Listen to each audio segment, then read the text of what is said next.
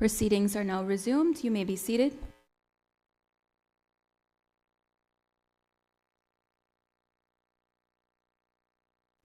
I think we will pick back up by having the mover of the motion speak to the motion. Madam Speaker. Thank you. We will, I recognize that the substantial motion, yes, that's correct.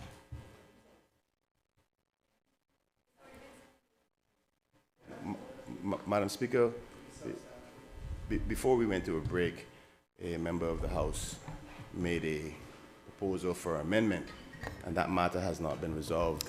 The proposal for amendment, we took a suspension and we were looking at making changes. However, we are not going to deal with an amendment at this moment. We are going to move to the mover of the motion, speak into the motion as is.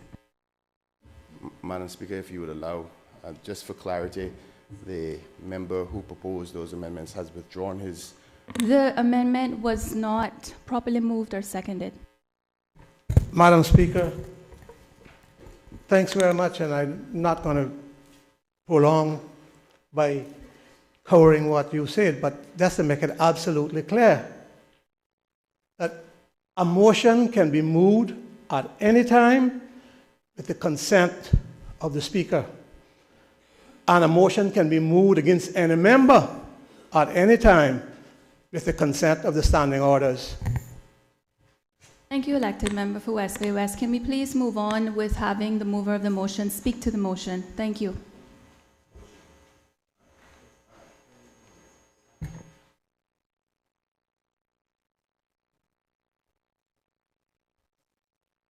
May I have the lectern?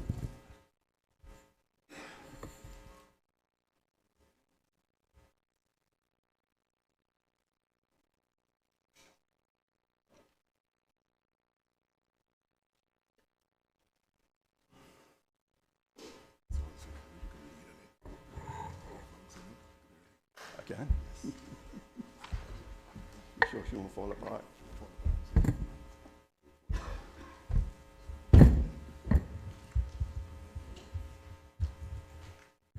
While we're waiting, I just want to take a few moments to acknowledge all of those that we have in the gallery, especially one of our former members, Dr. McField. I can't see if there's anyone else upstairs, but I just want to welcome you all.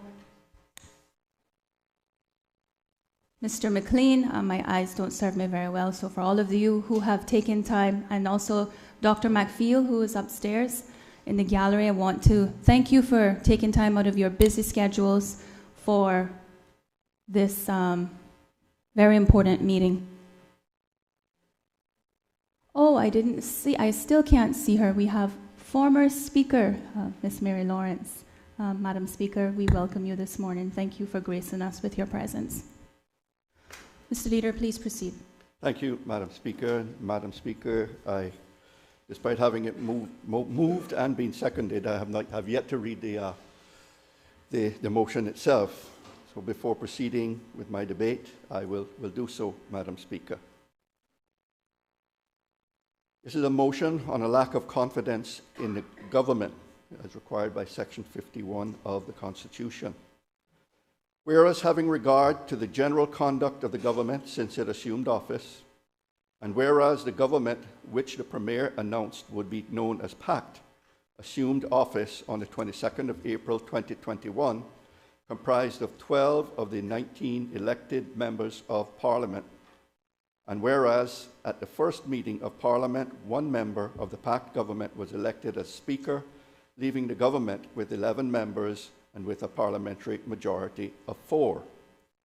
And whereas on the 22nd of October 2022, the then Minister of Finance, Member of Parliament for Bodentown West, Mr. Christopher Saunders, resigned from the PACT government and joined the opposition bench, thereby reducing the number of government members to 10 and increasing the number of opposition members to 8. Madam Speaker, I do have an amendment to make after I've read this, but I'm reading it exactly as it has been written. And whereas on the 30th of November 2021, the Member of Parliament for Bodentown East, Mr. Dwayne Seymour, left the opposition bench and join the PACT government as a minister, thus restoring the government's parliamentary majority to 4. And whereas on the 22nd of September 2023, then Minister Dwayne Seymour made a speech in Parliament which was highly critical of the Premier and his leadership of the government, and following the speech with his resignation from the government, thus again reducing the number of government members to 10 and increasing the number of members in opposition to 8. And whereas on the 9th of November 2023, Member of Parliament for West Bay West, the Honourable Makiva Bush, issued a statement wherein he asserted, among other things, that the government was leading the country in the wrong direction and announced his resignation from the PACT government with immediate effect. And whereas, as a result of Member of Parliament Makiva Bush's resignation, the PACT government no longer holds a parliamentary majority, as there are now equal numbers of members on both the government and opposition benches, 9 each. And whereas Section 74(2) of the Cayman Islands Constitution Order 2009, as amended, declares that the quorum for meetings of the Parliament shall consist of a majority of the elected members of Parliament in addition to the person presiding. And whereas, in consequence of the foregoing, government is without a parliamentary quorum and can only hold meetings of the Parliament and conduct the country's business if at least one member of the opposition is in attendance. And whereas government's current authority to spend money to pay its bills, fund financial assistance to those receiving stipends, pay salaries of civil servants, and pensions to pensioners will expire on the 31st of December 2023, and whereas Parliament must meet shortly in order for government to present the throne speech and the 2024-2025 budget and pass the necessary appropriation legislation to ensure the government can meet its financial obligations, and whereas there has not yet been any announcement regarding a date for the holding of the budget meeting of Parliament, and time is running out. And whereas it is apparent from the statements made by the members who have resigned from the PACT government that there are major disagreements within the caucus and the cabinet of the PACT government regarding the budget and otherwise, be it now therefore resolved that Parliament does declare a lack of confidence in the government. Now, Madam Speaker, I would like to move one amendment to the motion to correct an error, and that is in paragraph 4, the fourth recital. Ooh. Yeah.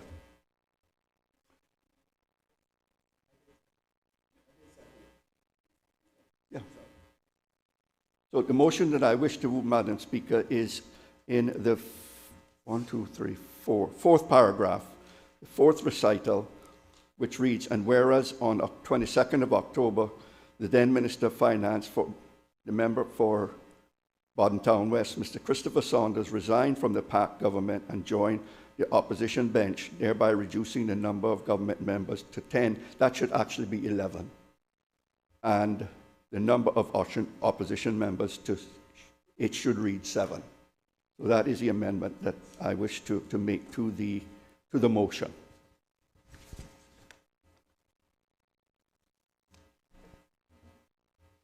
The amendment has been moved.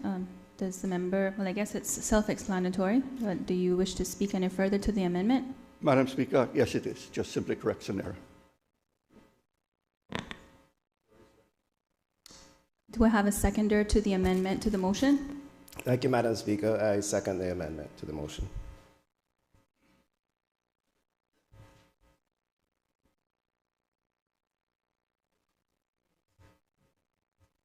The question is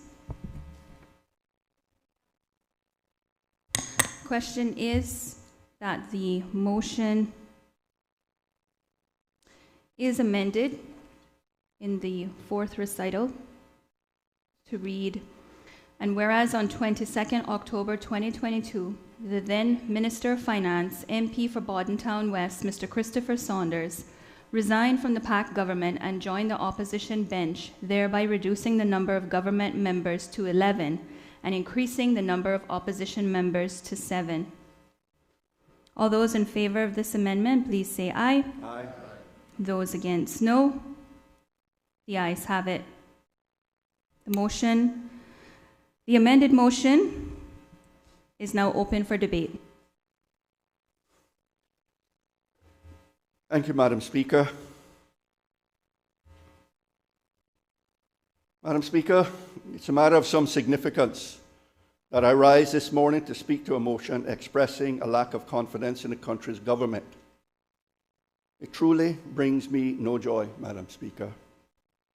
But it is a step that all of us in the opposition feel compelled to take. The country simply cannot go on as we have been. We in the opposition know it. Those on government benches know it. Therefore, I believe this morning that the motion should succeed.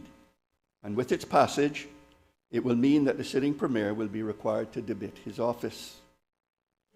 Premier Panton and I have been colleagues, and despite recent differences, he's someone I do respect and like personally. However, even he must know that his premiership has run out of road.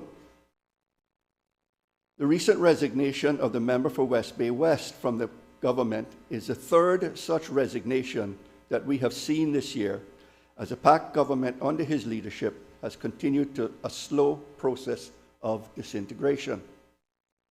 I have spoken many times about the PAC's infighting being bad for the country, and this most recent resignation to me is the final straw.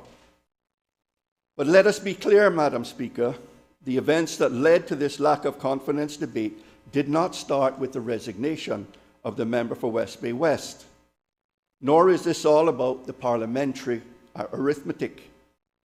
With each successive resignation, we have heard more and more about the divisions and disagreements plaguing the administration from the start.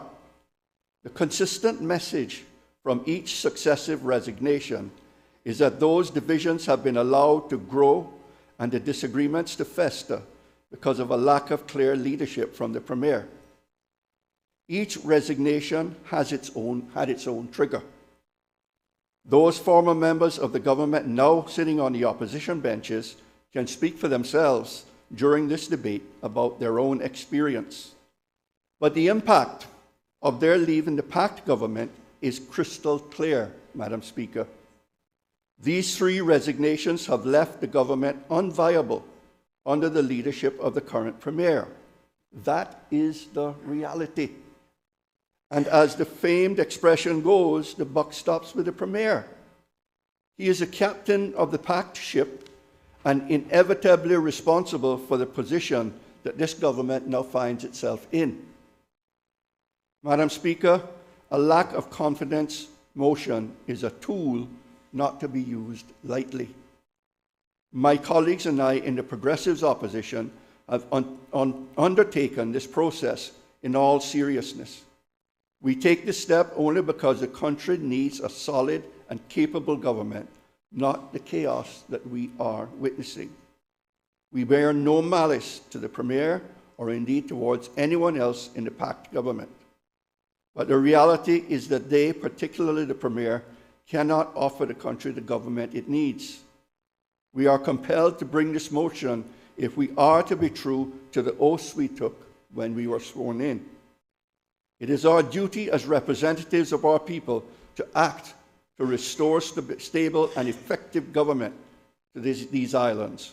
We are carrying out that duty this morning. The issues we must debate today are matters of enormous importance to the future of all who live and work in our islands. I have addressed many of these issues over time on a regular basis. The failure of the government to respond quickly enough or effectively enough to the cost of living crisis, the apparent helplessness of the government as people become ever more fearful of the spread of violent crime, the need to do more to tackle a raft of issues from housing to traffic congestion to our still struggling tourism industry. These are all issues I have spoken about as recently as last month. They are obvious not just to the opposition, but to the country. And so, Madam Speaker, I will not dwell on the government's long list of failings too much today. Instead, I will speak to the immediate and grave concerns that are addressed in the lack of confidence motion that we filed with Parliament on Friday. Firstly, because of the resignation of the member for West Bay West, the PACT government no longer holds a parliamentary majority, as there are now an equal number of members on both the government and opposition benches, 9 each. Madam Speaker, Section 74(2) of the Cayman Islands Constitution Order 2009, as amended, declares that the quorum for meetings of Parliament shall consist of a majority of the elected members of the Parliament, in addition to the person presiding. The consequences of this is that the government is without a parliamentary quorum, and they can only hold a meeting of the Parliament and conduct the country's business if at least one member of the opposition is in attendance. So, Madam Speaker, in its present form, the government cannot perform the fundamental duty of calling and controlling the affairs of the Parliament. Madam Speaker, the Premier, of course, could ask you to resign and allow an outside speaker to be brought in to bolster his parliamentary position with one more vote. But you, Madam Speaker, cannot be forced out if you do not wish to leave the Speaker's chair so soon and interrupt the work that you have started there. The Premier does not control the votes to do that. But even if you did assist the Premier and PACT by departing the distinguished role of Speaker to become a parliamentary secretary on the PACT backbench, the Premier's majority remains on a knife's edge with no guarantee as to how many rebellious independent PACT members will be in their seats for crucial votes, including the coming budget. I don't have to tell anyone in this House, Madam Speaker, that the government's current authority to spend money to pay its bills, fund financial assistance to those receiving stipends, pay salaries of civil servants and pensions to pensioners will expire on the 31st of December 2023. From what I understand, the budget remains in terrible shape regarding preparedness, with few of the current ministers agreeing to it. Indeed, it is apparent from the statements made by the members who have resigned from the PACT government that there are significant disagreements within the caucus and the cabinet of the PACT government regarding the budget and related matters. It may be possible for the Premier to try again to paper over the increasingly wide gaps in the PACT and to push through a budget. But even if a budget can get through the House, it will, I suspect, merely postpone the inevitable disagreement over priorities, leaving it to fester until it comes out in yet another crisis in the not-too-distant future. But there is a more immediate problem. Even if a budget has been agreed, Parliament must certainly meet soon for the government to present the throne speech and the 2024-2025 budget and pass the necessary appropriation legislation to ensure that the government can meet its financial obligations for the coming 2 years. However, there has yet to be any formal announcement regarding a date for Parliament's budget meeting, and time is running out. Even if such an announcement were to come soon, the Premier may not be able to rely on enough of his members to vote for the budget he is trying to push through. This is an unprecedented situation, Madam Speaker, and we have current and former government members speak openly about the ongoing failure of the PACT to put together a cohesive budget. Madam Speaker, we are all hearing huge concerns from across the public and private sectors regarding the failure of this government on this one fundamental matter. Putting together a budget is a basic governing function, and the abject failure to get it done so far must be addressed. And so, Madam Speaker, we are here today principally because the PACT government cannot carry out really important governing functions, and as I have said, has become unviable. This state of affairs cannot be allowed to remain. Madam Speaker, our sincere belief is that these failures lie in the main with the Premier's leadership. An early political lesson for me was that the main goal following an election is not just doing whatever is necessary to get into government. Indeed, it should not be doing whatever you have to do to become Premier.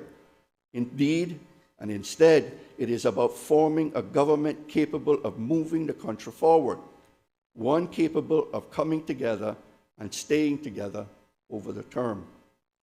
Following both elections in 2013 and 17, the Progressives did not just try to get the numbers to form the government. We worked hard to form a government capable of moving the country forward, one capable of coming together and staying together over the term. Following both elections in 2013 and 2017, the Progressives did not just try to get the numbers to form a government. We worked hard to form a government that could work together and agree on a program for government that all involved could then work to deliver. I saw that process working from both sides, Madam Speaker. As an independent in 2013, I was a member of the coalition with the Progressives. And then in 2017, as a Progressive, I was involved in bringing together a unity government. Both governments worked collectively and cohesively to develop and to deliver the program and priorities we had agreed.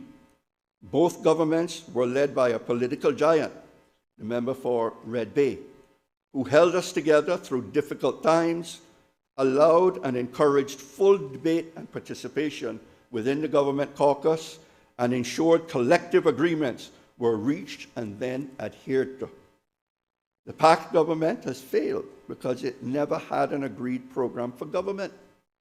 Instead, PAC put forward a strategic policy statement 2 years ago that was just a compilation of individual priorities to which no one had any real commitment.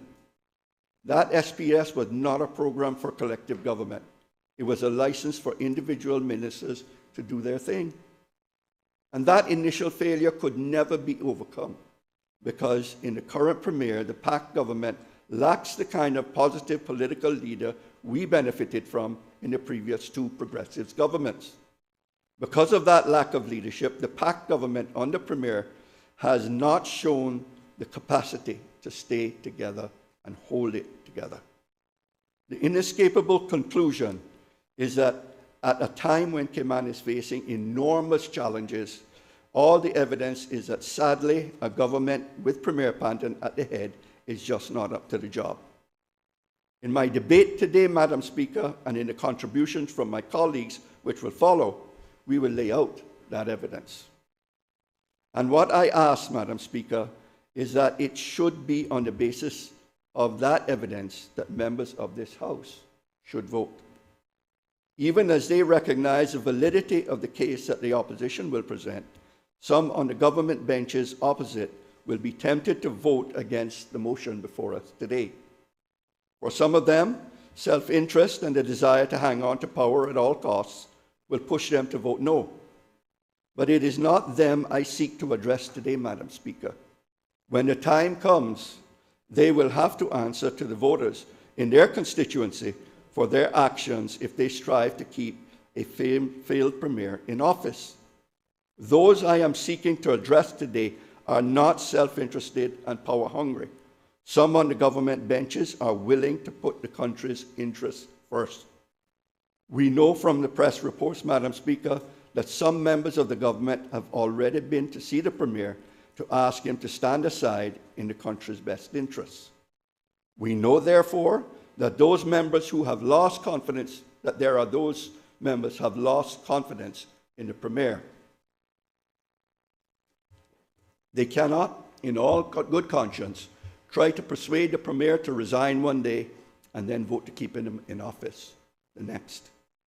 As a result, I expect those men and women to do what they know is right and act now in the best interests of the Cayman Islands and its people. But even as I do so, I know they may still hesitate to support the motion, even though they recognize the Premier's failings and know that his continuing in office would create more problems. Some of his colleagues may hesitate to take the significant step of voting him out of office. They will hesitate, Madam Speaker, out of a sense of personal loyalty to the Premier and their government colleagues, and out of a hope that despite how awful things might appear now, it all might just get better. As you know, loyalty is a rarity in politics, Madam Speaker. When we see it, we should respect it. But to those opposite, I say loyalty to your colleagues is admirable. But let me remind you of an old adage: only give your loyalty to those who have never given you cause to question theirs. Look around at your colleagues and ask if some of them deserve the loyalty you want to show towards them as you vote today. In addition, Madam Speaker, there are those on the government bench who will face what could be called a conflict of loyalty. The choice is loyalty to their Premier and a government they hoped would achieve many things but is sadly failing, or loyalty to our islands and people who look to the government to be unified and capable of moving the country forward and improving the lives of our people. That is a conflict of loyalty to a failing pact enterprise versus what is truly best for the collective good of our islands. That conflict of loyalty cannot be resolved by members continuing in the way things are going, hoping for better, but knowing things will get worse. Those opposite whom I know have doubts that things will get better for a Panton-led pact government, but choose to ignore this truth, should carefully consider the line that would have been drawn when this vote is taken. A line that, once drawn, may not be able to be undone. In voting against the motion, the country will have no illusion that you will have voted to support a failed Premier despite your misgivings. As the situation worsens, as it undoubtedly will, there will be no room for quiet discussions with voters to persuade them that you did not support everything the Premier and the pact government did or failed to do. Your vote, based on misplaced loyalty, will tie you to a failed Premier and a failing government. I must concede that the Premier deserves your loyalty by virtue of his position, but loyalty comes in many forms. American diplomat Robert N. Haas is quoted as saying, "Speaking truth to power is actually a form of loyalty." And we know, as I have said, that some opposite have shown that type of loyalty in private, willing to speak truth into power and to tell the Premier he has to step down. Now is the time for those in the government benches who know the truth to stand up and speak the truth in public. On the 7th of May, 1940, with Great Britain battered and bruised and facing what seemed like an imminent invasion, it was not the opposition, but fellow conservative Leo Amery who said to Prime Minister Neville Chamberlain, "You have sat there too long. For all the good you have done, in the name of God, go." Who in this government will now show that the same courage to say what needs to be said? Keeping your fingers crossed and hoping it will all work out in the end will not get vital improvements to public services delivered, nor will it help to mitigate the cost of living crisis, nor help to get a grip on crime, nor help solve the challenge of affordable homes. All of those things require a new government and leadership that does not just say it is working together to get things done, it actually does work together to get things done. There are two potential paths. Excuse me, Madam Speaker. There are two potential paths to putting such a new government in place. Obviously, my preferred solution would be to form a new progressive-led coalition if possible. Despite the difficulties of working within this dysfunctional government, there are those on the government benches who I believe we can work with to implement important policies that make a real difference to people's lives. Therefore, it could be possible for those of us in the opposition to work with those members of the current government who, like us, are willing to put differences aside and work together in the best interests of our people. Admittedly, that is a short list in my view. However, an alternative path is for the PACT government to reform itself under a new leadership with a new premier. This solution would certainly not solve some of the deep-seated divisions within the PACT government that have been so clearly on display since the government was formed. But if a new leader can bring the various individuals together, create a sensible program for government, and command the loyalty of those within the government, then a more coherent and cohesive PACT could yet emerge. What this country needs is new leadership and a stable and effective government. In the opposition, we will respect the right of a new premier to be given the chance to lead and to get a budget passed. Either of the paths I have outlined is potentially viable. Both would give the country fresh leadership. Both are a better alternative to early elections that, in my view, would themselves be an unnecessary and unwelcome distraction. While the opposition is willing to give a new PACT government under a new premier some leeway, there is little time to waste in tackling the country's many challenges. Therefore, I put any new PACT premier on notice. We will be holding you and your colleagues to account, just like we have the current premier. We will scrutinize your performance. We will challenge you to respond effectively and to deliver for our people. We will not hesitate to criticize if performance does not improve. That has always been and remains the job of the opposition. There is a path to putting a new premier and a new government in place, and it starts with those who recognize the need for change by voting with their conscience in support of this motion. For a new government to be formed from within the PACT, the current premier needs to step down, and the PACT members select a new premier and deputy premier.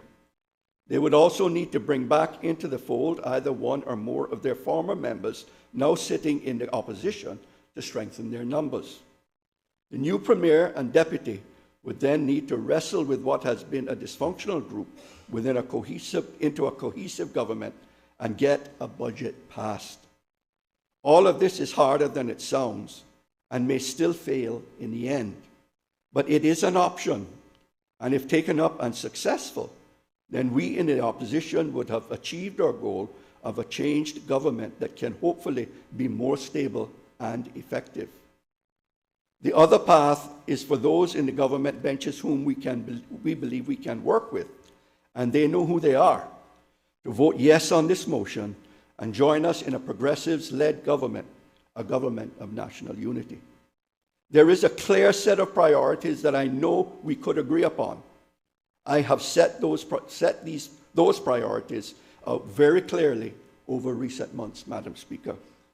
3 of those priorities are about tackling what are the most pressing challenges facing Cayman at this time.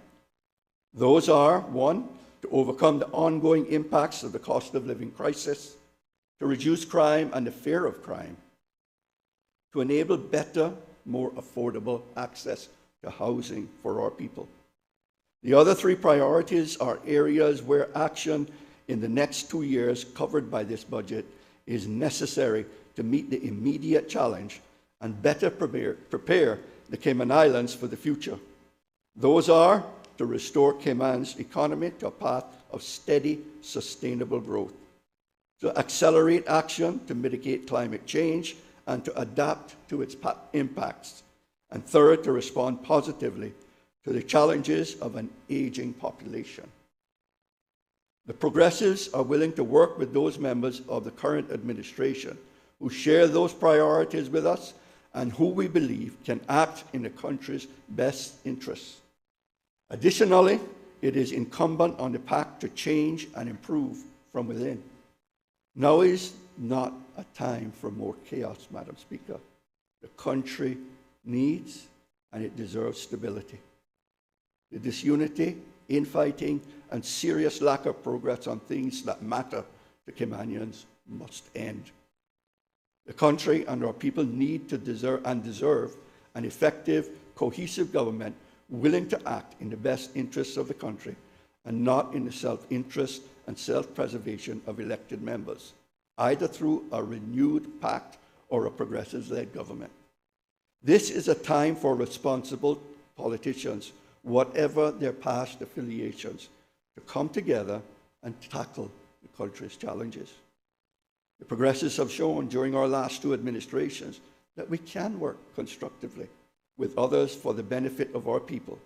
We have done that before, and we are willing to do that again.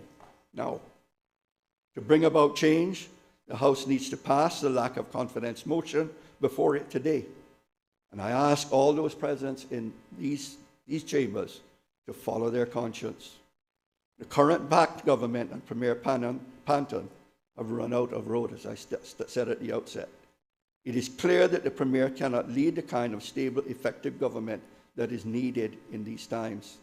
Madam Speaker, it is time for change.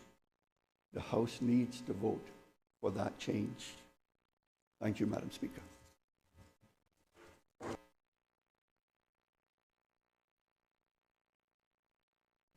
Does any other member wish to speak? Does any other member wish to speak?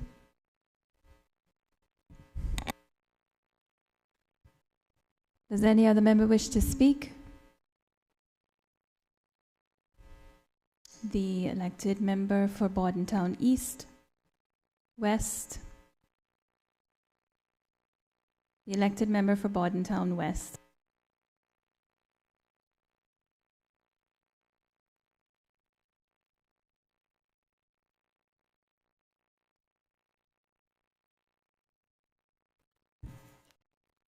Madam Speaker, I've been in meditation all weekend on this vote today. I really didn't sleep much.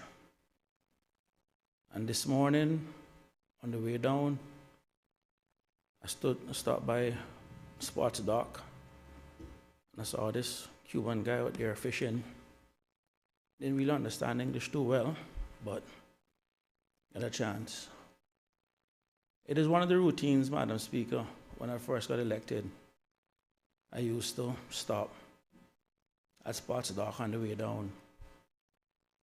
I would take in the water, look at the waves, and I say a prayer before coming to Parliament.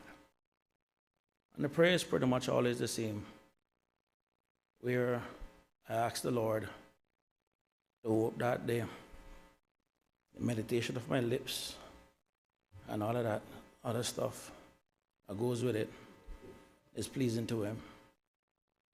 I'm not a practicing Christian, Madam Speaker, but I was raised by good parents, good grandparents, and good family to fear the Lord and not to lean on my own understanding. And at the end of the day, Madam Speaker, I will say this is actually a really sad day for me. I personally know the work that went into the creation of the PAC government. And while most members may not know, I was actually the one who first coined the term PAC when we were drafting the very first press release. And we sat down, and from that initial draft, every other member was able to put on their touch, find something that we actually could agree on. And I remember going through it. And the genesis behind it, Madam Speaker, and to the public, was that I went back to the inspiration behind it was from 1994, Newt Gingrich and Republicans' contract with America in terms of what it is that they wanted to achieve for their people. I remember sitting down, the time that we spent as a group, putting together the strategic policy statement We all sat there and we all agreed on what those objectives should be. That was required as per law 3 months after the general election. And in that strategic policy statement, we had 10 broad outcomes. I was very pleased with that SPS document, Madam Speaker, and the camaraderie that was used to put it together. And I can say, Madam Speaker, regardless of what people may think, having disagreements in politics is healthy. After all, democracy itself was a system that recognized that there'd be disagreements, division, discord, and dissent. But what it also says, Madam Speaker, is that you should have dialogue, debate, discussion, and then you come to consensus. It has always been about ideas and competing ideas.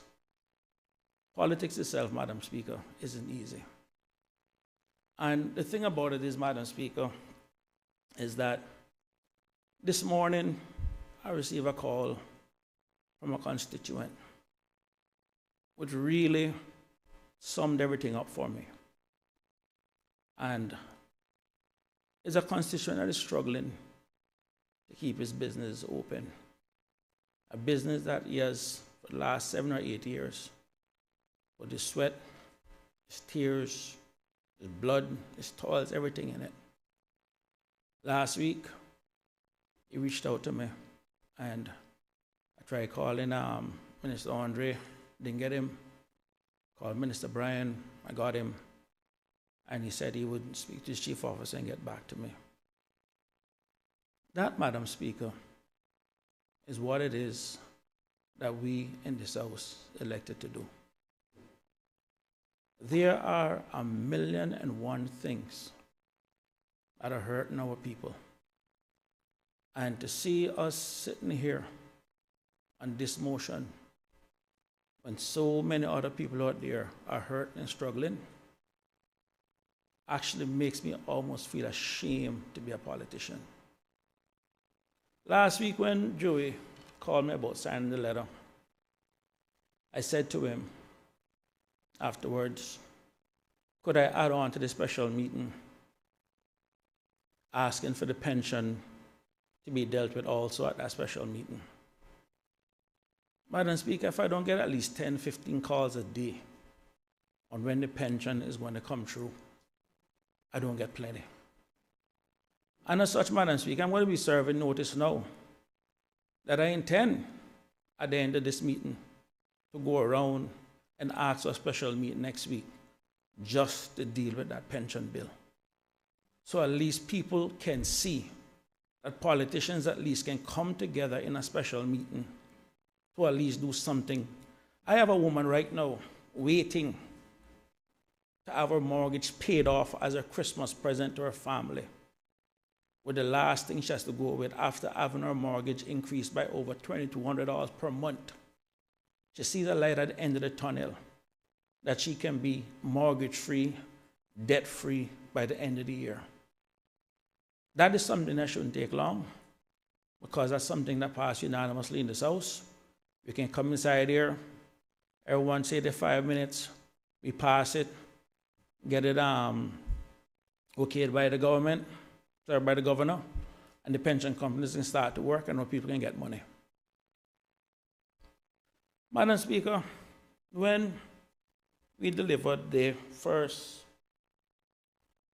budget, there was a line or a prayer from Reverend Peter Rabel that, in fairness, when the honorable member for Red Beard responded, he had a nice little response to it.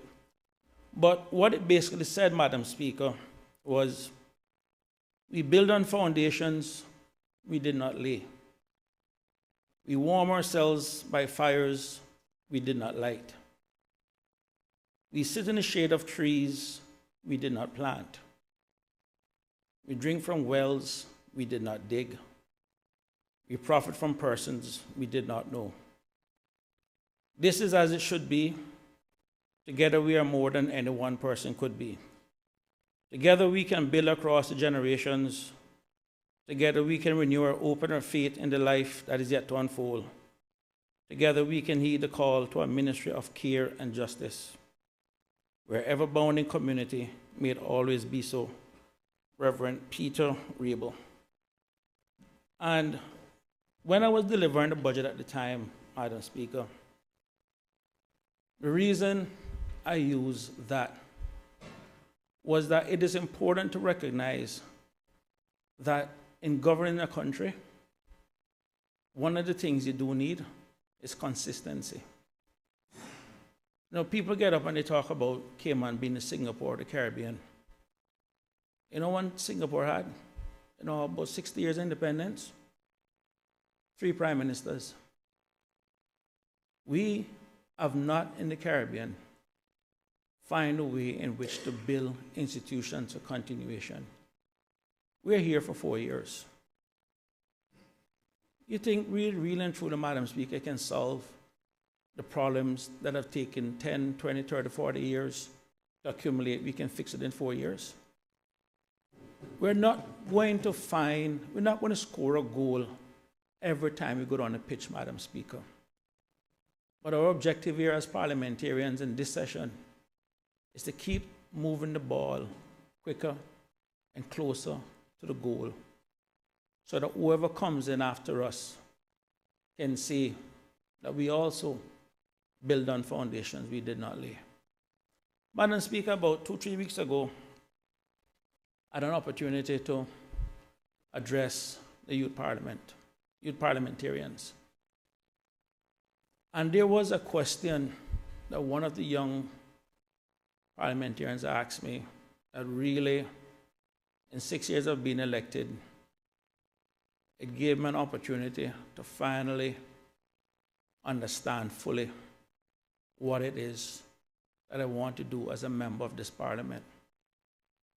And the question the young lady asked me, Madam Speaker, that really gave me pause was, if there was one thing that I would like to see done in Cayman, what would that one thing be? Just one thing. And it took me a while, Madam Speaker, because there are a lot of pressing issues out there. And it's kind of hard to zero in on one thing. But Madam Speaker, the one answer that came to me, and for some strange reason, I don't know why it came to me, but that's the answer that came to me at the day, was, if there's one thing that I can do, or would like to see happen in this country, is for everyone to really see how valuable they are, how important they are, and just how needed they are. And the reason I brought it up, Madam Speaker, is that scientists have actually gone out and calculated the odds of people being born. And they came with the number 400 trillion to 1. The odds of you being born. 400 trillion to 1. A number that is very hard to even comprehend. When you think about it, Madam Speaker, everybody got 2 parents, 4 grandparents, 8 great-grandparents, 16 great-great-grandparents, and so forth. And when you factor in the probability of your parents coming together, or even the day that they met, one person had a headache, or one person didn't show up at that particular event, that wouldn't have happened. Their parents would not have met. There could have been so many things. Could have been sickness, wars, famine, you name it. Then you multiply that again about your 4 grandparents coming together and your 8 great-grandparents. I mean, it is so difficult. But the point I want to make, Madam Speaker, is when you have the odds of 400 trillion to 1, it means the universe wants you here. You are special. And it is on none of us or anybody to sit down and make anyone feel less than they are. Madam Speaker, earlier this year, the U.S. Surgeon General got up and said that the newest pandemic or the latest pandemic in the United States is loneliness. People feeling alone. And it's just a matter, it's not just people living alone, Madam Speaker. People are in large families, they're in crowds, and they still feel alone. Something about them is missing. And one of the things I wanted to get across to the young parliamentarians that day, Madam Speaker, is that in a country such as ours, with a 95% service base, it means our economy is predicated on people providing a service, giving a service. And if we have people amongst us, our own people, not realizing their full potential, it simply means that the Cayman Islands is not realizing its full potential. So then the question for us as parliamentarians is what rules, laws, regulations, legislation that we put in place to allow our people to not only realize their potential, but also to get our people to really put out what it is that they can deliver. Madam Speaker, members may recall when we look at the institution of government itself, that if you understand the three pillars in any society, government just didn't appear. It started out, Madam Speaker, where people came together as a community. And I've said this before, and I think that's one of the reasons why I gravitated at first after the 2021 elections to the Premier, because his tagline was community creates country. And if you understand the genesis of any society, it started at the community level. And then, Madam Speaker, as people started to trade amongst themselves, they created an economy. And as the community grows and the economy grows, it then created a government. So as a result, the natural order was community, economy, and government. That's the natural order of a country starting out. The Caribbean, Madam Speaker, or the New World, as they put it, didn't necessarily start that way. It started out where, in essence, the economy came first, because at the end of the day, the Caribbean and elsewhere was exploited for its agricultural resources. Then, the main thing behind it was the government then came in where they put in a system to manage the economic affairs. And the last thing that came in the totem pole was the community, or the community of slaves, as they had it. So what we found in the Caribbean, Madam Speaker, was that the economy, the government, and then the community. That is the burden of just about every other Caribbean island that's out there. What made Cayman different, Madam Speaker, is that we were actually able to go the right way, because we were not, quote unquote, I guess, exploited for agricultural purposes. We, in essence, were able to build what it is that we have today. There was a time, Madam Speaker, where the world didn't come to us. What did we do? We built our own boats and we went to the world. 50 years ago, Madam Speaker, when I was born, Cayman at that point was only importing only about 30% of what it was we needed. The 70% was actually self-sufficient. We were actually self-sufficient. So, Madam Speaker, when we look in what it is that we in Cayman have lost track on, when they would get up and they say, well, we know we need to do this because our competitors are doing this and our competitors are doing that. The truth of the fact is, Madam Speaker, in terms of how we develop, we have no competitors. What we had is what other countries are striving for. Nowhere else on this planet, Madam Speaker, you find 140, 150 different nationalities on 102 square feet, or 102 square miles. Nowhere. You'll have to go into a large metropolitan United States, San Francisco, New York, or wherever, to find them kind of numbers. And even then, you won't find that in 102 square miles. Cayman is unique, Madam Speaker. And that's why I've always said to new Caymanians and people who call Cayman home, do not try to turn Cayman into where you left. You came here to make a better life. Cayman has provided that. Why are you trying to change here to where you left? Why? It is all of the little small, unique things, the little quirks that people complain about. That's the little things that made the magic of Cayman. And I really feel, Madam Speaker, sad for a lot of older Caymanians who have seen this island come from nothing, became something, and is slowly going back to nothing. About a couple of months back, Madam Speaker, I think Dr. Steve is here. I called Dr. Steve, and I said to him, man, I really feel sorry for you. Called Gilbert McLean, I called him, said the same thing. I feel sorry for you guys. You guys have seen where Cayman was coming from. The potential of what Cayman could be, the promise of what Cayman could be. And then to sit back and just watch it start to just slowly go down. Madam Speaker, I didn't really plan on speaking this early because I was still in my thoughts, listening to my music and getting the frame of mind. But then again, maybe I'm glad that I actually get to speak this early. Because what I'm looking for, Madam Speaker, is a tone of where we need to get to. I don't want today's debate going off into anything personal. Madam Speaker,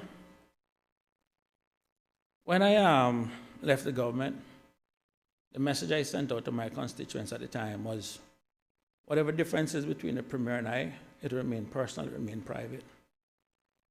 And the reason for that, Madam Speaker, my personal philosophy, my personal political philosophy, is I do not speak anything bad about anybody publicly.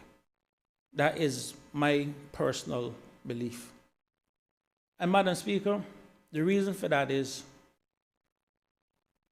it's a privilege and an honor to sit in this house. Every day, every time I come here, I come into this chamber, there's a feeling that comes over you that only people who are sitting in here now and people who are sitting here can truly understand what it is like to sit in these green chairs and represent your people. It is one of the highest honors anyone can get. And I've said to people from get-go, I applied for a job to build up and uplift Caymanians. And if I have to tear down one Caymanian to get this job or keep this job, then I would have failed. And that's one of the reasons, Madam Speaker, when people get up and say to me, oh, Chris, this one said that and that one said that, my response is always the same, bless them. Bless them, pray for them.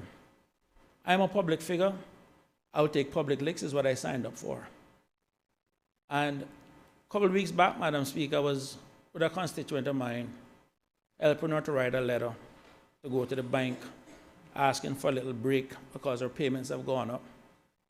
And she said to me, she said, Chris, all of those stuff that's being said, why didn't you come out and you say something? I said, darling, here we are trying to get the bank off your back, keep your lights on, and keep groceries in your cupboard. Do you really and truly think, or what would you think of me if I'm out there wasting time of what people are saying about me? Because if I start responding to every time someone says anything bad about me, I'll never be able to do any work for you. And what would you prefer me to do? Be here with you or be out there defending this? As a matter of fact, I'm sure you probably prefer if none of these problems existed and all the only problem you have is people saying something bad about you. Just say, well, you know, Chris, you're right. And that's what it is.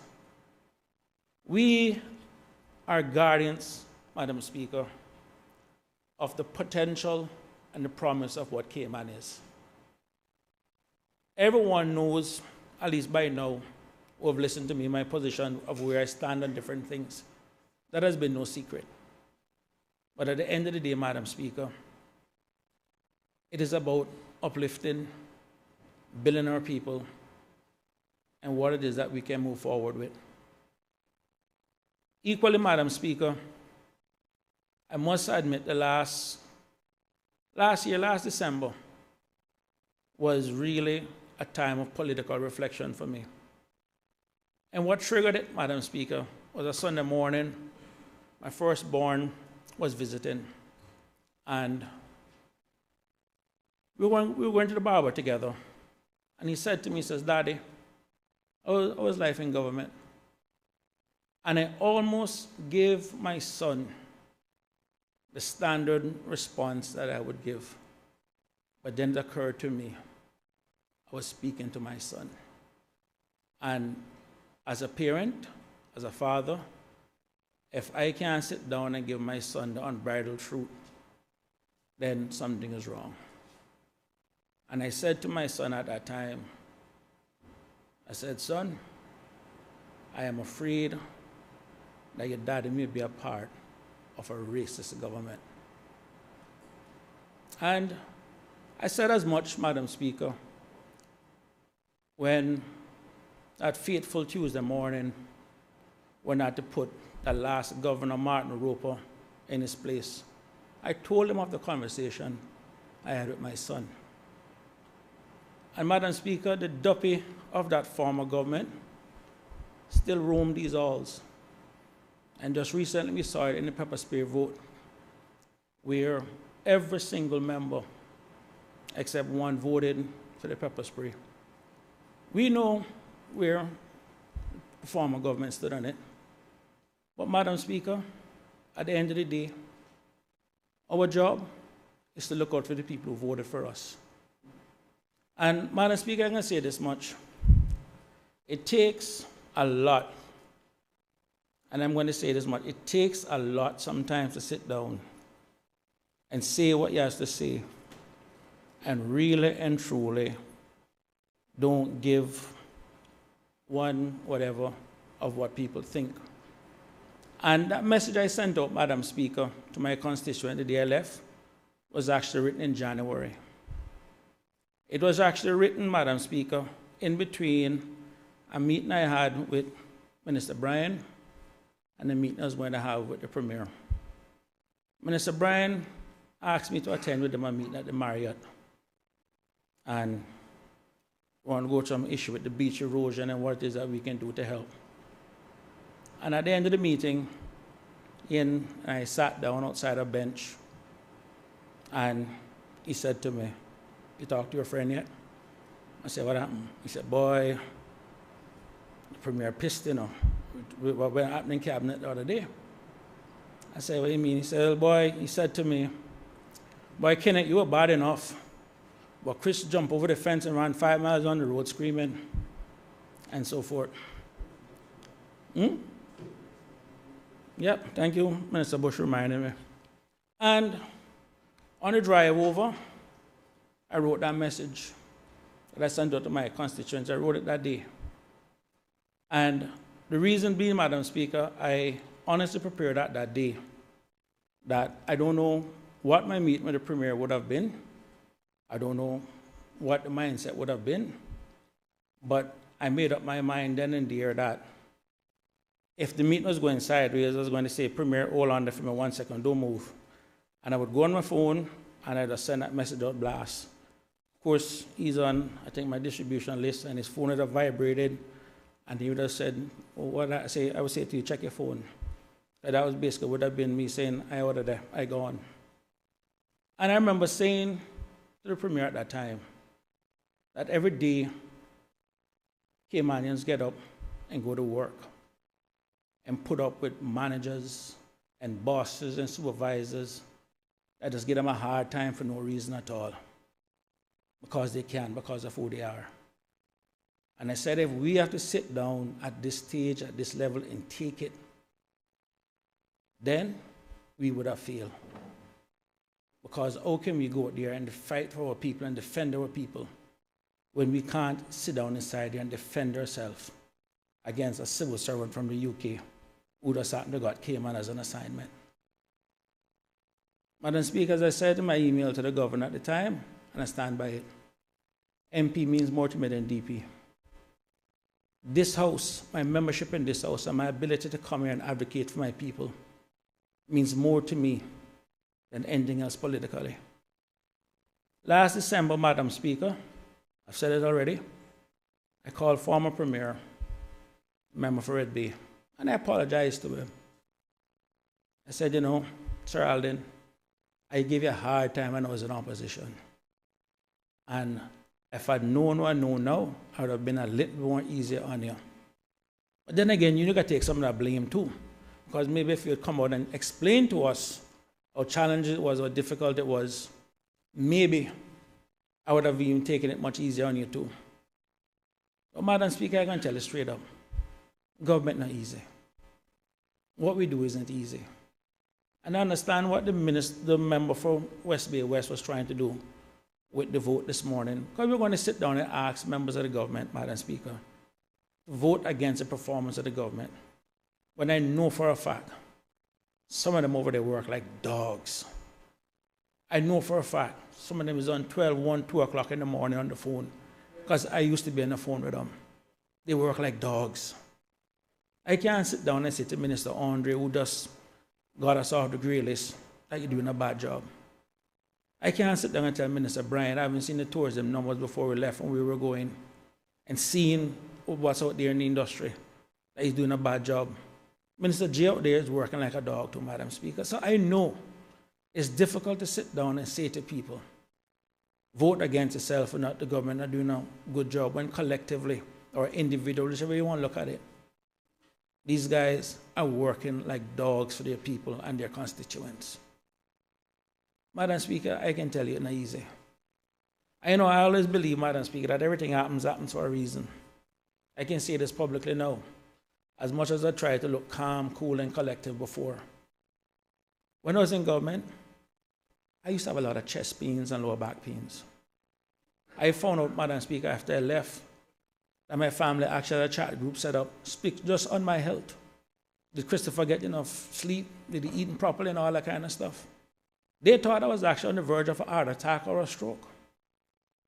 And so, Madam Speaker, I can tell you, since I've left, I have not had one chest pain, not one lower back pain. And it has given me an opportunity, Madam Speaker, to really get back to focusing on being a parliamentarian. I buried myself, Madam Speaker, in putting together a consumer protection bill. And why that was important to me, Madam Speaker, is that Sir Alden in the last government made a big step in moving this body from a legislative assembly to a parliament. But for some strange reason, we're still behaving like a legislative assembly. The days of parliamentarians bringing motions, we need to be moving away from that slowly. We need to start bringing bills, but that requires resources. You know, Madam Speaker, because right now I'm working on another bill which is directed to deal with a consumer protection strictly just on the banking side of things alone. That's not included in the current bill that I did. But just on the banking part of it, for people with mortgages and banking fees and all that kind of stuff. And Madam Speaker, it's a lot of work. You need a lawyer. And I can tell you, Madam Speaker, you're going to need resources. And you know, Madam Speaker, within the Constitution, the Attorney General is both the legal advisor to the Parliament and to the Cabinet. But the truth of the fact is, Madam Speaker, the Parliament itself is without legal advice. We need resources here to actually get these kind of stuff done, to get meaningful changes to our people done, and not just be dependent on the Attorney General and his chambers. I wrote a letter, God knows how long ago now, Madam Speaker, other than the other office. I haven't even got a response to it as yet. Don't know why. But I'm sitting here and I'm saying to myself, as a member of Parliament, I can't even get a response back from the Attorney General chambers, where constitutionally he's required to be the legal advisor to the Parliament. How can we sit down here, Madam Speaker? And I'm saying this right now, Madam Speaker, that as the government is putting together the budget, that they start looking at putting resources here that will allow parliamentarians to do a proper job for their people. Bring proper legislation for their people. Legislation that is actually meaningful. Legislation that can make a difference. Madam Speaker, I really do feel bad for the Premier. I do. Alive today, the member for West Bay West, the member for Cayman Brack East, formerly the government business Kurt Tibbetts, Truman Bodden. And I'm trying to, I think that's pretty much about who we have left alive that have sat in that chair. Oh, and Sir Alden. The original 2 terms, sorry, that's our nickname for him, 2 terms, because at the rate things are going, look like he'll be the only premier in Cayman. He's sure going to serve 2 terms. But I do not know, Madam Speaker, what it takes to sit in that chair. I can only tell you the mindset of what it is as an MP. I can tell you the mindset it is as a minister. I can't tell you the mindset it is. Even when you're acting, Madam Speaker, it's not the same. Of recognizing the buck stops with you. It's not an easy job. It is not. And I can't speak to what it takes to go inside it. I can tell about the stresses I had in my role. And that is why, regardless of what, I've always said to people, pray for him. Lift him up. He's not got an easy job. But sometimes, Madam Speaker, we spend so much time tearing down each other in this country. And that's why I've said the biggest challenge in Cayman right now is bad mind. We can no longer feel happy for our people. Every single one of us, Madam Speaker, as I mentioned earlier, being born is 400 trillion to 1. Every single one of us has a unique gift. Some people's gift is to run fast. Some people's gift is to sing. Some people's gift is to reason. I mean, everybody got different gifts. But whatever your gift is, Madam Speaker, use it. Don't sit down and begrudge somebody else for their gift because you didn't have it. You know, and Madam Speaker, this is the crossroads that we're at in Cayman for this parliament. Is what are we going, the message we're going to send. Madam Speaker, I have received messages from just about MPs in every single overseas territory. What's happening in Cayman? Cayman has become the de facto leader of the overseas territories. Some may disagree with it, but it is for where we stand. And again, I give former Premier Sir Alden his credit in really putting Cayman on the map in a leadership role amongst the overseas territories. And also former Premier Mr. Bush, where they have worked really hard for Cayman to reach where Cayman is. That other countries are now looking for us for guidance, looking for us for example. And Madam Speaker, I'm happy I get a chance, I guess, before it starts. And I don't know the speeches that people have wrote. As people can see, I don't do, my days of writing speeches are done. Unless, of course, introducing a bill, because the standing orders don't call for that in the debate. I don't want anyone to get up and see me read something and wonder if that's someone else's words. The words here are my words. I know, Madam Speaker, this morning, my mother called me. She sent me a Bible verse. It was something in, I think, 2 Corinthians. And it was talking about uneven yoke. The first time I heard the term uneven yoke, Madam Speaker, if I got to be brutally honest, I think it was in a Lloyd Lavender song. And it's not something that crossed my mind. But it's talking about this unequal yoke. Do not be unequally yoked. Something to that effect. And Madam Speaker, the question the Caymanian people have to now ask themselves is, what is the direction they want in our country? And I'll tell you why I bring up the term unequal yoke. And maybe it's providence that my mother chose to send me that this morning. But Madam Speaker, if you understand how Cayman operates, it's a service-based economy. The taxation is normally driven on consumption. But Madam Speaker, the one cry that we keep hearing the most is our eroding middle class. And the reason why that middle class is being eroded, Madam Speaker, is simply this. There's a general rule in economics that there's only one people or one group of people that pay taxes, and that's the middle class. The poor don't pay taxes because they really can't afford to pay taxes. And the rich don't pay taxes because they own all the industries, and if you hike up the cost, they just put it in the price and pass it on. So the only true people that pay taxes in a country is the middle class. And as the cost of living go up, and the tax burden becomes greater, it is something that's felt by middle class. Madam Speaker, I have people who have never, ever, ever asked for assistance before, asking for assistance now. We have not done a good enough job in insulating our island against a lot of these external threats. And Madam Speaker, I've said this before and I'll say it again. We have a population that can fit inside a stadium. The problems and the challenges that we're having are things that can easily be managed. And Madam Speaker, I've said it already, and I will go to my grave saying this. The things that are wrong with Cayman can still be fixed with the things that are right with Cayman. But Madam Speaker, we have got to get back to the things that are right with Cayman. About 2 weeks ago, Madam Speaker, I did the obituary for one of my constituents who passed away, of blessed memory, Miss Esther McLaughlin. And the night before, I was reading the obituary and preparing for it.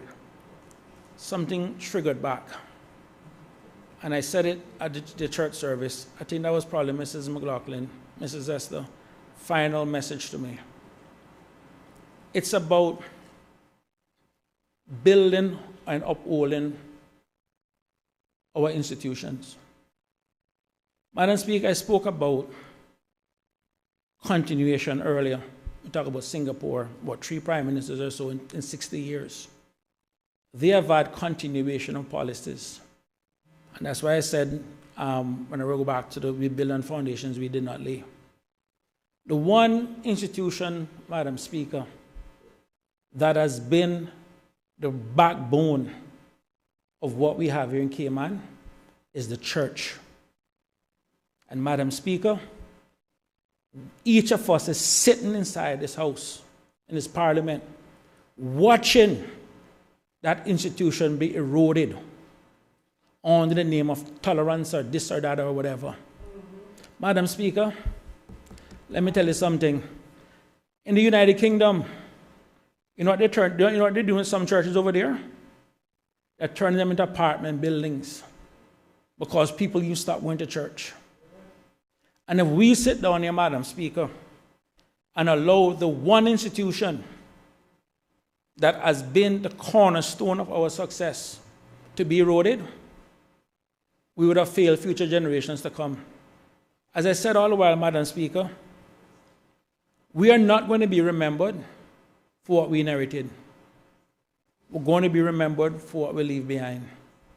I know, Madam Speaker, this morning as I stood up on the dock at Spots, and I felt the waves, although the sea was a little bit rough this morning.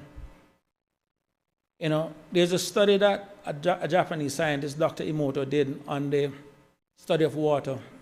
Because after all, Madam Speaker, our body is still 60% water. But water does a calibrating effect for us. It calms the nerves. You could be having a bad day. You go by the sea, you go by the beach. You put your feet in them water, and you just see problems and everything that start going away. That's why we got people spend millions of dollars come here every year just to come to our beaches. Sometimes our own people no longer even enjoy or remember to enjoy. And you know, Madam Speaker, and it's when I really sat there and I looked out, I fully understand when it says he hath founded it upon the seas. When you understand the importance of water, the importance of the sea, in terms of trade and everything else, and where we are in the grand scheme of things. So, Madam Speaker, I'm sure everyone was coming down expecting brimstone and fire, and for me to go through all the problems I had at the premiere and everything else. But, Madam Speaker, that is not my style of politics. I do not tear down people. I do not attack people. And this is the reason why I can see and speak to anybody in this honorable house and anybody outside. I've never got elected by saying anything bad about anyone. People sit down and tell me that, maybe I'm too naive to politics and everything else, and sometimes they go throw licks and all that kind of stuff. Now, what I have, Madam Speaker, and everything I have, is because I was blessed to have gotten a scholarship and an education that was paid for by the people of this country. They invested in me at a time when many Caymanians didn't have the opportunity, as they do today, to go off to school. And I have made up my mind that I'm going to use my productive years, regardless of how much of them I may have left, trying to give back to the country that gave me so much. Madam Speaker, what has made Cayman unique is, one second.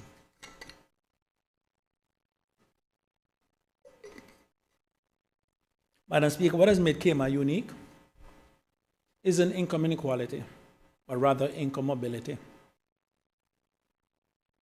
From where we start, I look at my own family. My grandmother that arrived here in the 1940s, and 10 children, only one was able to maximize educational opportunities during his time, which is Mr. George McCarthy. And he will tell you, and I would say every chance I get, the late Jim Borden and the late Tom Jefferson was instrumental in his life story. They did something that they didn't have to do to help him. And it opened the doors to many of us. Of my grandmother's 10 children, one during their productive years was able to go to university. Of her grandchildren, I think 16 of 33. And of her great-great-grandchildren, just about 100% if they want to. But they'd have to sit down and worry about whether or not they will have that opportunity. And in fairness to the Minister of Education, something she's passionate about, she has really gone out of her way to make sure that Caymanians get that educational opportunity. Because she too, Madam Speaker, was born in a time when those things were reserved for a chosen few. And now we have an opportunity to really invest in our people. So, Madam Speaker, I say all of that to say, going back to the whole income mobility, it's about creating opportunities for our people. That is what Cayman is built on, creating those opportunities. And it comes back to the point, Madam Speaker, that have been said before. The biggest challenge that we have in this country is bad mind. There was a time, Madam Speaker, where we only had 6 LCLs in this country. Think McAlpine, Asphaltic, CUC, Cable and Wireless, ESO and Texaco. For 30 years, we had around 6. Today, we have over 300. Madam Speaker, I'm old enough to remember the days you see somebody with a new car. You got a new car. Oh, he fronting. So what if he fronting? At least some Caymanian is going into business with some foreigner and getting some benefit out of it. But what do? We do everything to make the Caymanian don't get no piece of the pie. And then we sit down and we complain about foreigners getting too much. Madam Speaker, when I sit down and I look at some of the comments, although I very rarely read them, I remember last year, February, leaving the Park Caucus chat group. There was a headline in the Cayman Compass that read, 10,600 work permits deferred over the last 10 months. We sat down, and I can tell you, at the minister at the time, we had over about 3,000 people on, receiving stipends. And I said to the board at that point, we can't afford to give away these jobs, because when our people come out for those stipends, if we give away the job, they will have nothing.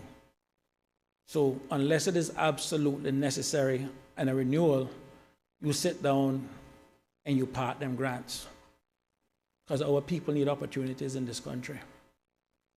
Madam Speaker, I got my licks for it. I remember the night in the caucus room, only Bernie Bush and Kenneth Bryan stood by me that night. I took my licks. There was another headline, Madam Speaker, you can go back to, I think about December, January 2021. It said 66 PRs revoked for non-payment. I took my licks again. People come in this country, they apply for permanent residency, the right to work, they're making their money, but they can pay the lawyer to go defend them when I took it away, but they wouldn't pay the PR fees.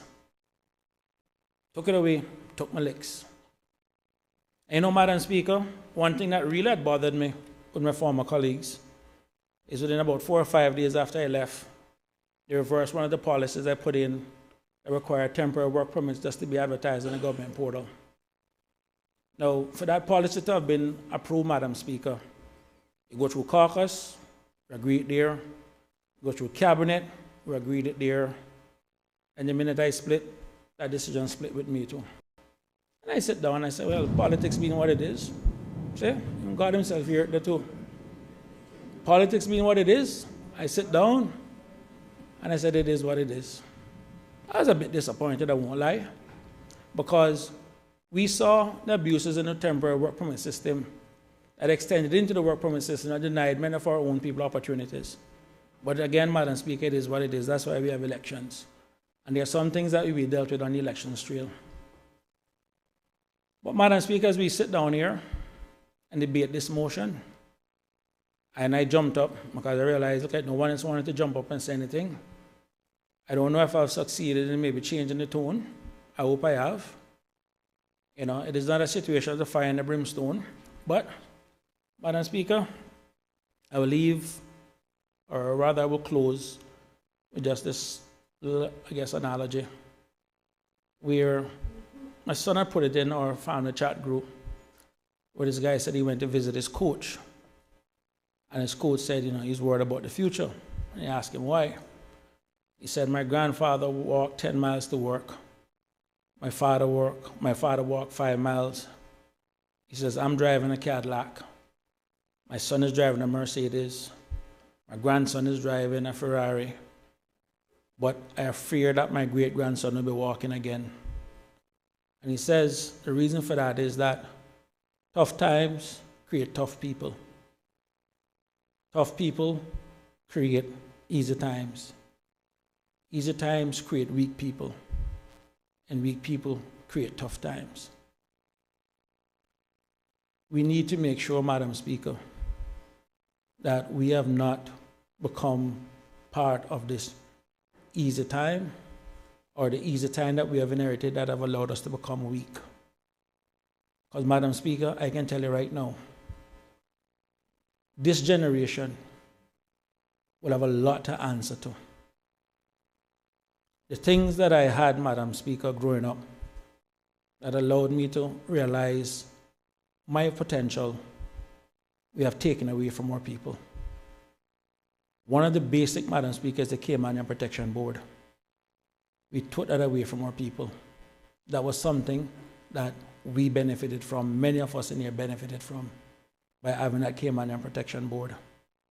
People may not like it, but I'm just going to say what I say. Because, Madam Speaker, I'm 50 years of age now, and I realize as I get older, my ability or my filters to just say what I want to say increases. Equally, Madam Speaker, there's a time when I came out of school, I could have literally gotten a 100% land loan, no deposit down. I could get financing to buy an apartment for 95% if I wanted to, or you could get a mortgage with 95% financing. We had all of these benefits growing up. And we have sat down and we have allowed all of these changes to happen and affect our people. And you know, Madam Speaker, I used to sit down and they would say that, oh, because of global standards and this and that, whatever. Madam Speaker, a few months ago, some of us were at the regional CPA conference in Turks and Caicos. They are using Basel I in Turks and Caicos. Basel I, one of the first basics one from in the 70s. And we over here rushing all of these global standards that end up leaving our people behind. But you know, Madam Speaker, the joke in all of this, we want all the global standards, but the global standards that deal with our people compensation isn't there. The global standards that deal with our people maternity leave isn't there. The global standards that deal with the basic vacation isn't there. The global standards that deal with even something as simple as a social security isn't there. Madam Speaker, We have a population, as I said before, 95% service-based. It means that our people need their health to get up, go out, and make a living. But equally, Madam Speaker, 95% of our population is one heart attack, one stroke, or one medical emergency away from being bankrupt. Those are the things that we need to be focusing on. Those are the things that are important to people. My agenda, Madam Speaker, my political agenda is simple, you know. I think about the things that keep people awake at night, and that's what I want to focus on. I would love to get up, Madam Speaker, and say, boy, I'm a big old environmentalist, but I gotta be honest with you. Cost of living killing my people too much for them to even worry about the environment. Honestly, they sit down like we get to that, but Chris, right now, insurance, mortgage rates, food prices, that's important. I look forward to the day, Madam Speaker, that all we can worry about is the environment. But for my people in Bordentown West, my hard-working, aspirational Caymanians, that's what it is that keep them awake at night. Madam Speaker, one of the last institutions we created in this country, and again, it goes back to the point I was making about continuation of policies, the continuity that the country needs. One of the last institutions that we created in this country, meaningful institution, was Synaco 20 years ago. I think next year, maybe 20 years now, under Gilbert McLean. People cussed him when he put Synaco in place. How many Caymanians today that if it wasn't for Synaco wouldn't have any insurance at all? They cussed FDR when he was putting Social Security in the 1930s. They cussed him and called him all kinds of things. Today, Americans live by it. Madam Speaker, we have some structural problems in this country that needs to be fixed. And I can say to everybody that's listening, I'm not going to sit down here and tell anybody that any one member inside this house love Cayman less than me. But I can tell you I can tell you I don't think anybody inside here love Cayman more than me. And my own wife will tell you that, because all this time I say, listen, I can't find a new wife, I can't find a new country. She will tell you that. But Madam Speaker, I said that to say this. We need to sit down and focus on the things the public wants. And I'm going to tell you right now, Madam Speaker, I want my special meeting for next week. I want the legislators to come down here for that one day next week and pass the pension law so people can get relief. And Madam Speaker, as the government is putting the budget and finalizing the budget, I'm going to make a call again for the civil service or the public service pay increase. Because I'm going to tell you right now, Madam Speaker, I'll wait till the deliberations and hear what I can say, that people know exactly where I'm voting, but I can tell you one thing. If that pension law isn't passed and going into effect, that people can get relief, and if the civil servants and the public servants in this country who are struggling can't get their money, I can tell you right now, I don't know what the outcome of this will be today, but I guarantee you're going to be dealing with it again in 6 months. Because those are two things that I need for my people. We need those things, or people are hurting. So what has been the fundamental difference in Cayman politics has been priorities. What the priorities of different governments would be. And that has always been the one thing that takes up the room. I don't hear anybody inside there preaching independence. I don't hear anybody inside there preaching socialism. I don't hear anybody in there preaching communism or any of that. But what I hear people talking about is prosperity and a better quality of life for our people. So, Madam Speaker,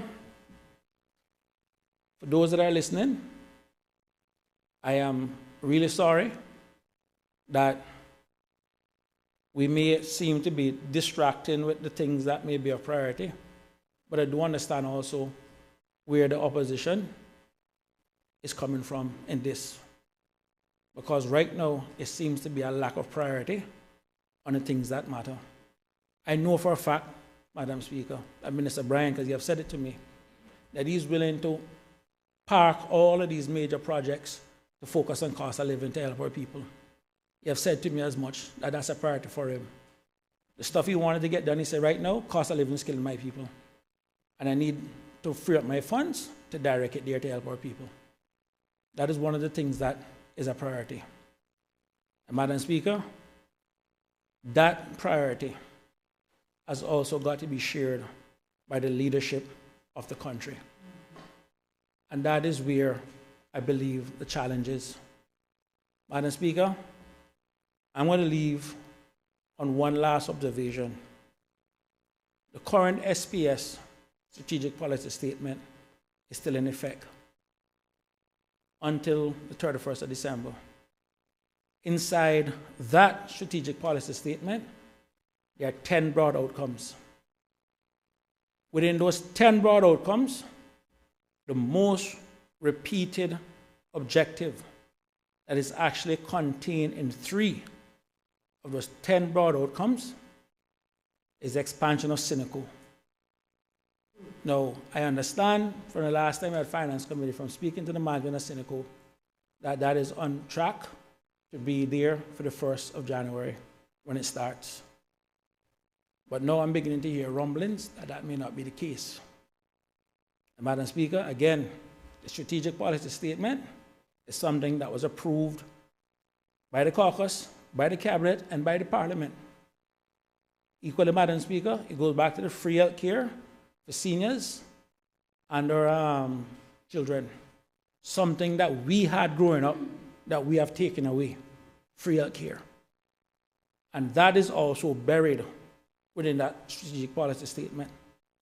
And Madam Speaker, I knew that this challenge we have right now, especially the budget, I could tell it was coming. And the reason being, one of the first conversations I had on the formative SPS was with the Cabinet Secretary.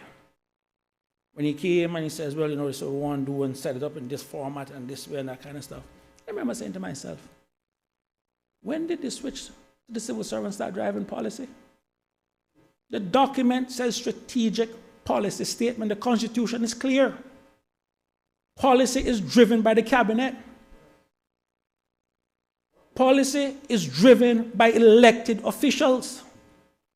I actually felt insulted when I had that conversation with the Cabinet Secretary. And at that point, I can tell you, like I said, Madam Speaker, from December, January 2022, I already started mentally checking out. And that just reinforced, Chris, it's time to go. Madam Speaker, let me tell you something. We have some good people inside the public service that have worked really hard and have done great service to this country that we can never thank them for. But equally, Madam Speaker, because some dead weights up inside it and some people that want agenda. And I can tell anybody this. When I used to go and say, we need to get this done or that done, and they're like, well, you know, Minister, this and that. I'm like, listen, if you got a problem with it, this is what we discuss in caucus, you got a problem with it, go put your $1,000 up, go run for office and get elected. But you're not going to stay in one place. Rise to the top and then believe that you can start setting policy.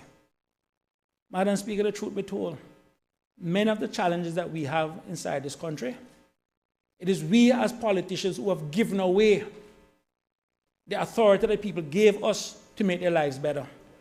We have done it. We have nobody to blame but ourselves. Nobody to blame. So, as I sit down, Madam Speaker, I talk about the unequal yoke that my mother sent to me this morning. And I will say this to my colleagues. If the only people in a country that pays taxes to the middle class, then we need people with middle class values, middle class understanding, and middle class struggles.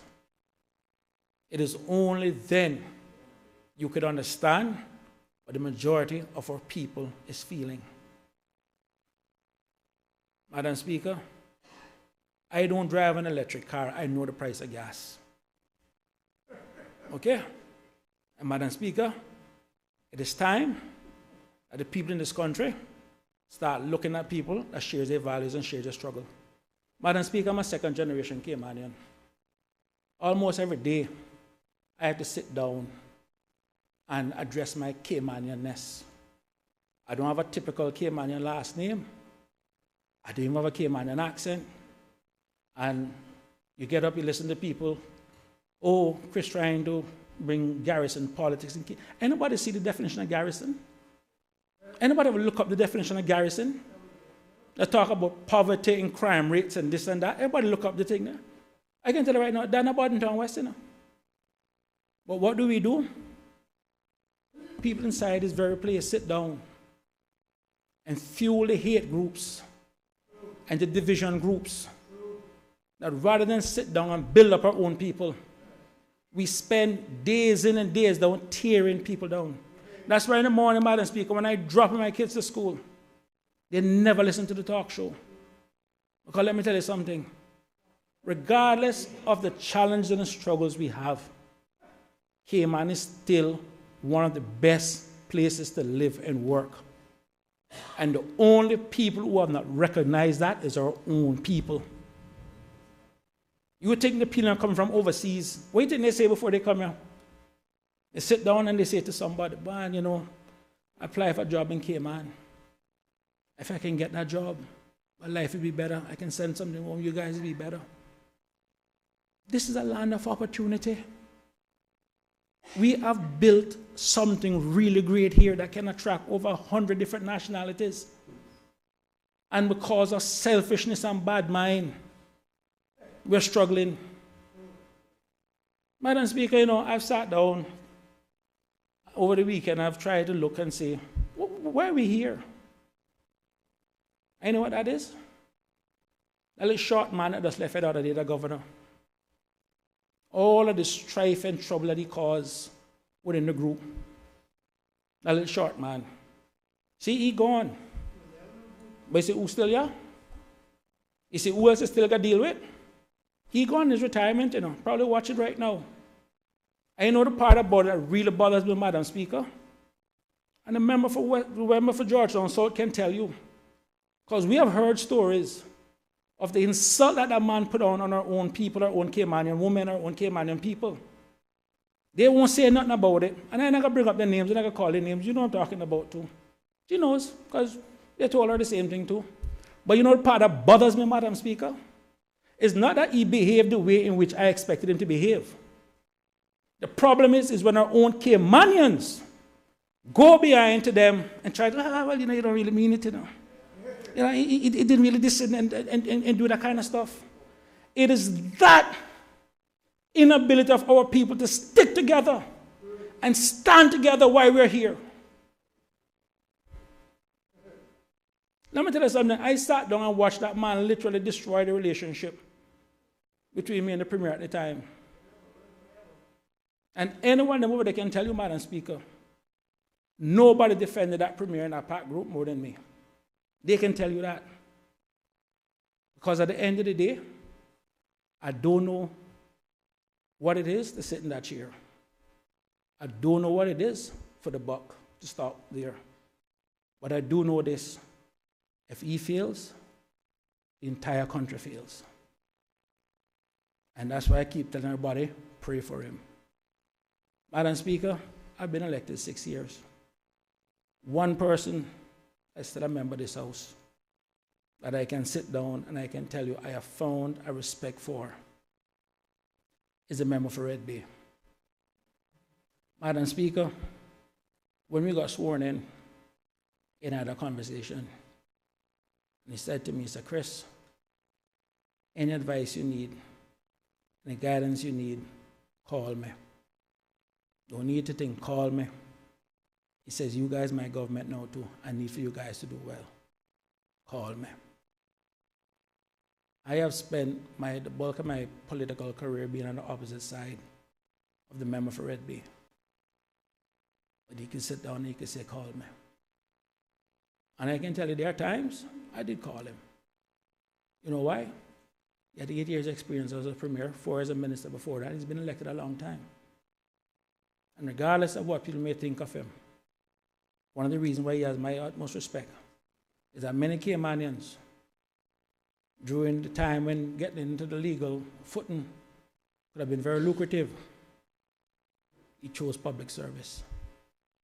He gave of this country his best productive years when he could have gone out and made a ton load of money and then get into politics. He gave that to this country. And that's one of the reasons why I could have never said anything bad about him. I may have disagreed with some of his policies and his priorities, but I could never say anything bad about him. Equally, Madam Speaker, I look at the leader of the opposition. Everybody knows you don't need the money to do this. You don't need this. But you know what? When the love of country bites you, it's the same thing. And every single one of us in this house, and I'm preaching to the choir, know when that bug bites you, it bites you. And I can be the first to tell you, a week don't pass that I don't get up and ask myself, Chris, why the hell are you getting yourself in this business? But then you know what?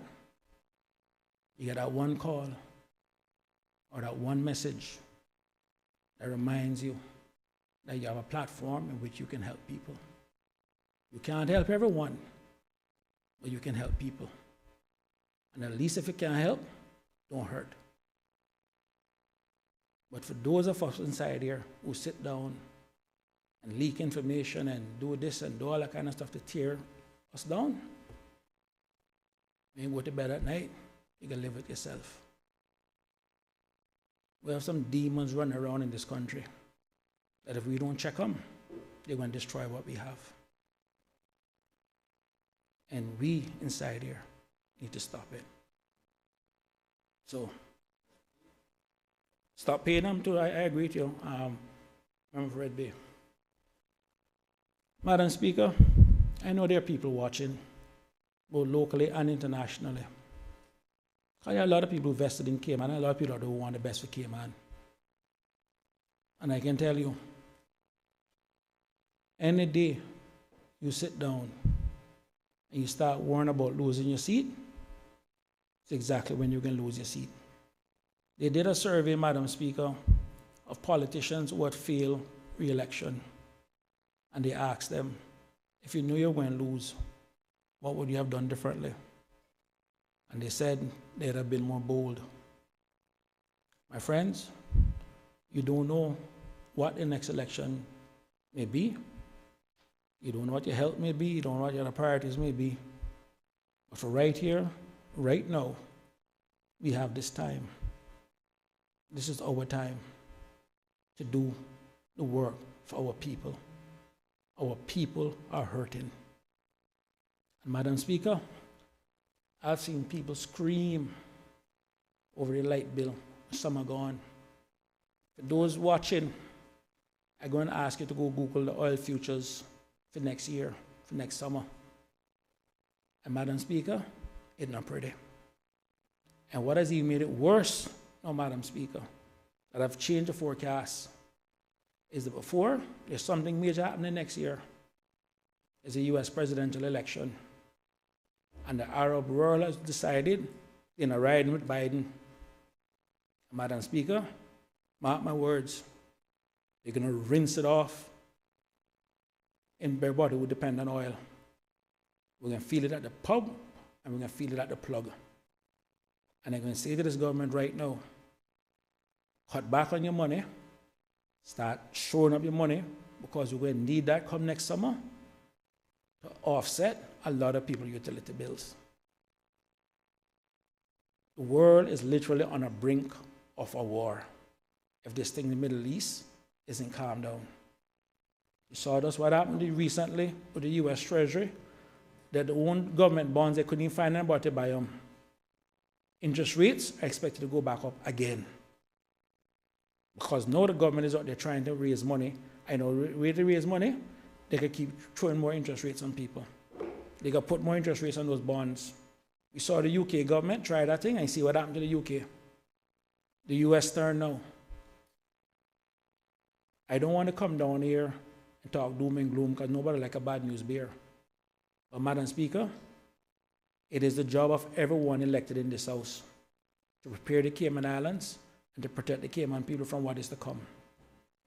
And you can't say we have not been warned, because the truth of the fact is, Madam Speaker, we've had many people who have stood where I've stood in this very House and have said to people, don't do this, don't do that, and whatever. And they cuss them and call them all kind of things. My former colleagues, well, from Bordentown, told Caymanians long ago, don't sell your land. Don't do this, don't do that. They call them communists, they call them socialists. What we got today? A land problem. Caymanians can. Before, when I was growing up, Madam Speaker, buying a piece of land, the first thing somebody asks is, swamp land? No, as long as it got block and parcel, they really don't care. That's the difference. Our people have been warned long enough, and they have never listened. And that's the reason the Bible sits down and tell you, my people are destroyed for lack of knowledge. So, Madam Speaker, I will close, but I will say with this much. The fundamentals of what makes Cayman what it is still there. I am not a practicing Christian, but I'm going to tell you right now, we need to do what we need to do to build back the churches in our communities in this country. We need to start spending money and help with a lot of those little programs that the church have, that we have left now to all of these different groups. And when you look at some of the programs that these groups running now, it's all kind of things they're educating your kids with, that us as parents, we don't even want to deal with it. And like I can tell you, Madam Speaker, I do not beat down any church door. But I do understand when God said, if my people, which are called by my name, shall humble themselves and pray and seek my face, turn from their wicked ways, then I will hear from heaven, and he'll forgive their sins and heal their land. Madam Speaker, this country needs healing. This country needs leadership. And this country needs to put the church back at the foundations. He had founded it up in the seas, need to mean something once again. And until we start rebuilding back Caymanian institutions, it's not going to get no better. So, Madam Speaker, with that, I don't know if anyone is expecting a fire and brimstone. I don't know if anyone expected any big secrets or me to spill any differences between me and the Premier. Not going to happen. Like I said, I do not join the politics of tearing people down. As Madam Speaker, whatever it is I choose to do, I am normally good at it. And the last thing you want, Madam Speaker, is Chris Saunders to go into the business of tearing people down, because I can tell you one thing. If I ever go that route too, it would be something epic. That's the reason I avoid arguments and avoid many different things with people. I try to live good with everybody, regardless of what they think of me. But I can also tell you, Madam Speaker, we have a lot of new Caymanians in this country. And people get up and talk about, oh, Chris got elected because of the Jamaican vote. Let me tell you something. There are no Jamaicans voting in Cayman. The only people who can vote in Cayman are Caymanians. And if people have come here, integrated in our community, and become part of us, we need to accept them. And that is the kind of things that people deal with sometimes on a daily basis. And now, we have sit down here and we have imported our own discrimination on our own people. We have Caymanians now being told that they need to go and get a letter from immigration to prove they're Caymanian. This is what this country has come to. You know, so if we don't sit down, Madam Speaker, and start focusing on our own people, I can tell you one thing. Many people are going to get reelected. Many people. So, with that said, I'll listen to the debates, I'll listen to the contributions, and I'll listen to the tone. And I expect, at least when we go for adjournment today, we can adjourn to sometime next week to come and deal with a pension bill. Because I can tell you right now, I'll be listening out for that to determine how we're going to vote. But I can tell you right now, that is going to be material on how I vote today. I need that pension bill passed. My people need money. People are hurting, and they don't want to come government, they don't want to come in AU. They got money sitting down there, and some of them pension companies losing their money too. So they might as well get it. So with that said, Madam Speaker, I wish everybody all the best of luck. And Premier, while you didn't defend me as much as I thought I expected you to, and that's fine, we built differently. At the end of the day, you're a Caymanian. The world is watching. And the last thing I want is for anybody to sit down here and believe that we in Cayman is being run by some crazy type, whatever. But blind Bartholomew could see this one coming. Understand me? I know we're here. I understand what the member for West Bay West was trying to do. But like I said, I really do feel it, and the leader of opposition made it clear in his contribution. It's very hard to ask people who have been working like a dog, who have been putting up long hours, lack of family time, lack of sleep, to do this and then say, oh, the government failing. But, as he also said, there are ways in which you can fix it, and I think he has done a good job in outlining that. And now, like everybody else, I'll wait and see what's going to happen. So with that, Madam Speaker, since no one didn't want to jump up and speak, and since I don't need no paper to speak or anything like that, I hope the debate continues. And at least we set the tone. Nothing vitriolic and nothing that will paint up the airwaves and all that kind of stuff. But at least people can look back and say that we got mature, responsible political leadership here in the Cayman Islands. And I'm going to tell you right now, to all those listening, pray. Pray. Thank you, Madam Speaker. Honorable members, we will pause the debate to suspend for 1 hour lunch. We will resume at 1:45.